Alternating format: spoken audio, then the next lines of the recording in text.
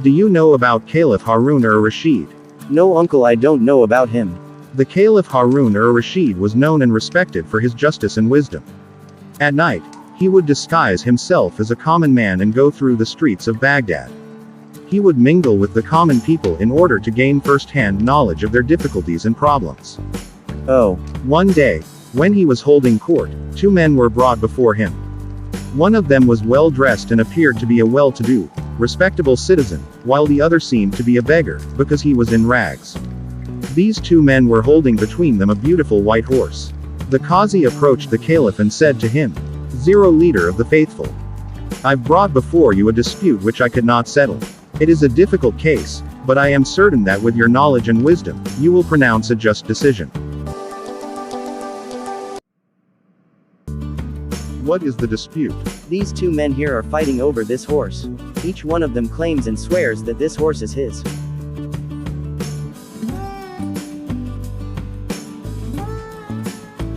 What you have to say?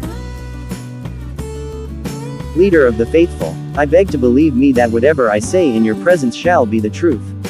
This morning, when I was riding to the city, I saw this beggar limping along ahead of me. On hearing the sound of my horse's hoofs, he turned round and motioned to me to stop. I pulled the reins of my horse. He begged me to give him a ride up to the city gate. He was lame. I felt sorry for him. So I pulled him up behind me on the horse. When we reached the city gate, I stopped and turned round to help him get down. He refused to dismount. I was puzzled, and gently told him to get down because we had reached the city gate. He said, "Why should I get down? I gave you a ride and now you want to rob me of my horse." Leader of the faithful, you are the helper and guardian of the poor. You are a wise and just Caliph. Have pity on me and save me from the cruelty and injustice of this rich man. I can swear that this horse belongs to me. You must be thinking, like everybody else in this court, how a beggar like me can afford to buy and keep such a fine horse. It is because of this horse that I am in rags. Whatever money I had, I spent on this horse. This morning, as I was coming to the city on my horse, I noticed this man walking along the road. When I came close to him, he stopped me and requested to lend him my horse, for he was in a great hurry to reach the city. Of course, I could not lend my horse to a complete stranger. Could I? Instead, I let him ride my horse, while I sat behind him. As we reached the city gate, he asked me to get down and leave the horse to him. "Such a fine horse should not belong to a beggar," he said. "Now, be off and don't you mention it to anyone. And even if you do, nobody is going to believe you. Now, sir, I beg you to save me from this robber and restore to me what is my own."